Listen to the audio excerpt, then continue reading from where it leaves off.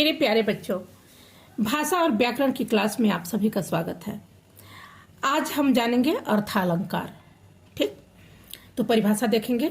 जब किसी वाक्य में किसी भाषा का प्रयोग इस प्रकार से किया जाता है कि उसमें अर्थ के कारण चमत्कार उत्पन्न होता है, वहां पर अर्थालंकार होता है।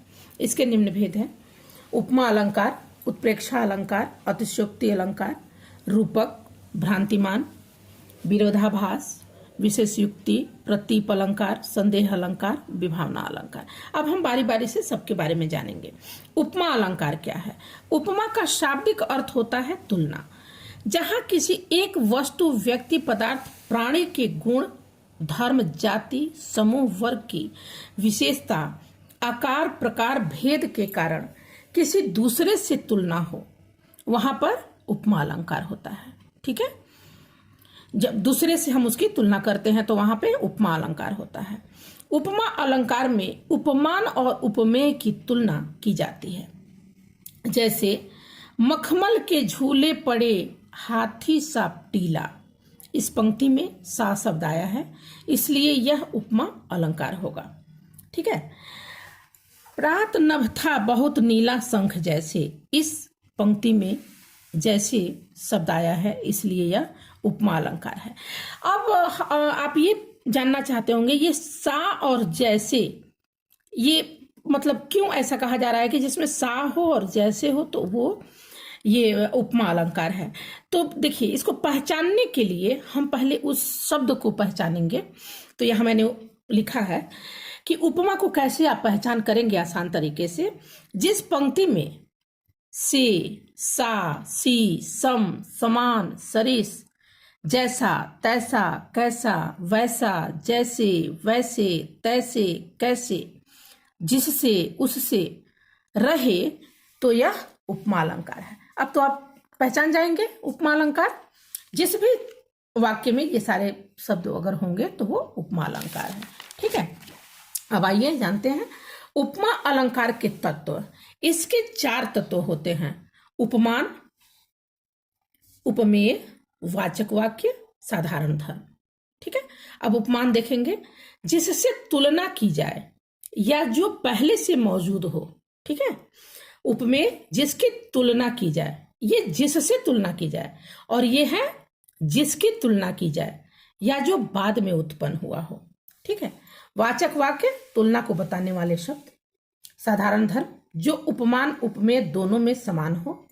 जैसे, अब एक एक उदाहरण हम देते जाएंगे, सब में आप उदाहरण से अच्छी तरह से समझेंगे। उसका मुख चंद्रमा के समान सुंदर है, इस पंक्ति में उपमान क्या है? चंद्रमा है। उपमेय क्या है? मुख है। वाचक शब्द समान तथा साधारण धर्म क्या है? सुंदर है। ठीक है। अब उपमा अलंकार के रूप हम देख लेंगे। इसके 2 रूप होते हैं: पूर्णोपमा और लुप्तोपमा। ठीक है। पूर्णोपमा, इसमें उपमा के 4 तत्व मौजूद होते हैं। उसका मुख चंद्रमा के समान सुंदर है, जो यहां मैंने बताया है, इसमें देखिए 4 गुण है। अब हम लुप्तोपमा, इसमें उपमा के 4 तत्व मौजूद नहीं होते हैं। इस पंक्ति में उपमेय, उपमान, वाचक शब्द तो मौजूद होते हैं, बट साधारण धर्म मौजूद नहीं होते। ठीक है। अब हम जानेंगे अर्थालंकार का दूसरा भेद, उत्प्रेक्षा अलंकार। उत्प्रेक्षा का शाब्दिक अर्थ होता है संभावना या कल्पना। ठीक है। जिस पंक्ति में उपमेय में उपमान की कल्पना की जाए उसे हम उत्प्रेक्षा अलंकार कहते हैं।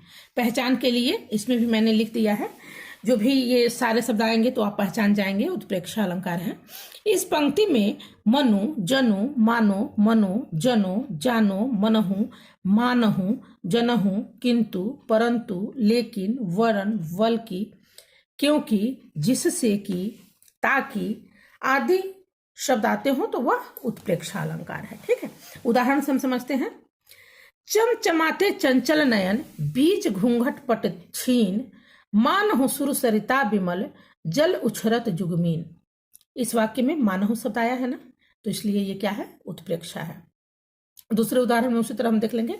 कहती हुई यूं उतरा के नेत्र जल से भर गए, हिम के कणों से पूर्ण मानो हो गए पंकज नए। ठीक है, इस वाक्य में मानो शब्द आया है, तो ये क्या है? उत्प्रेक्षा अलंकार है। तीसरा हम जानेंगे रूपक अलंकार। इसका शाब्दिक अर्थ होता है समानता। जिस पंक्ति में गुणों की समानता के कारण उपमेय में उपमान का समानता आरोप हो, उसे हम रूपक अलंकार कहते हैं। पहचान के लिए, जहां एक वस्तु की दूसरे वस्तु से समानता बताई गई हो। ठीक है, एक दूसरे को दूसरे के समान ही उसको बताया गया हो। जैसे मैया मैं तो चंद्र खिलौना ले हूं, इस पंक्ति में चंद्रमा और खिलौना की समानता की गई है ना, इसलिए ये रूपक अलंकार है। मन सागर मनसा लहरी बूढ़े बहे अनेक, इस पंक्ति में मन और सागर तथा मनसा और लहर की समानता बताई गई है। ठीक है, तो यह भी रूपक अलंकार है। अतिशयोक्ति अलंकार, इसका अर्थ है बढ़ा चढ़ा कर कहना। ठीक है, जब किसी पदार्थ, वस्तु अथवा पंक्ति का वर्णन लोक सीमा से बढ़ा चढ़ा कर प्रस्तुत कर दिया जाता है ना, तो वो अतिशयोक्ति अलंकार कहते हैं। उदाहरण के माध्यम से हम समझेंगे इसको। किसी बात को बढ़ा चढ़ाकर पेश करना। ठीक है, भूप सहस 10 एक ही 12 लगे उठावन टरत न टारा। ठीक है, इससे हम समझ गए। अब है भ्रांतिमान या संदेह अलंकार। भ्रांतिमान अलंकार, ठीक है, ये भ्रांतिमान संदेह अलंकार है। इसका अर्थ होता है शंका या संशय। जब किसी वस्तु को देखकर निश्चय न किया जा सके, अर्थात संशय बना रहे, तब संदेह अलंकार होता है। उदाहरण में, यह मुख है या चंद्र है, यह मुख है या चंद्र है। ठीक है, संशय दिख रहा है ना इसमें। अब है भ्रांतिमान अलंकार। इसका अर्थ होता है भ्रम। जब किसी वस्तु पदार्थ को देखकर उसके समान किसी अन्य वस्तु पदार्थ का भ्रम उत्पन्न हो जाए, तब वहां पर भ्रांतिमान अलंकार होता है। जैसे वृंदावन विहरत फिरे राधानंद किशोर, नीरद यामिनी जान संग डोलहि बोलई मोर। ठीक है, अब विरोधाभास अलंकार हम देख लेंगे। जहां पर वास्तव में विरोध नहीं होता, वास्तव में विरोध नहीं होता है, केवल वह आभास होता है कि विरोध है। ठीक है, जहां केवल आभास हो, वास्तव में विरोध नहीं होता, उसे हम विरोधाभास अलंकार कहते हैं।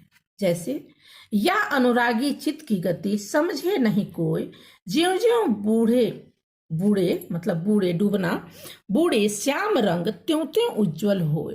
ठीक है, अब हम जानेंगे प्रतीप अलंकार। जिस पंक्ति में उपमेय को उपमान बना दिया जाता है, प्रतीप अलंकार होता है। जैसे उतरी नहाए जमुना जल जो शरीर समश्याम। अब उल्लेख अलंकार देख लेंगे। जब किसी पदार्थ का अनेक प्रकार से वर्णन किया जाए तो उसे उल्लेख अलंकार कहते हैं।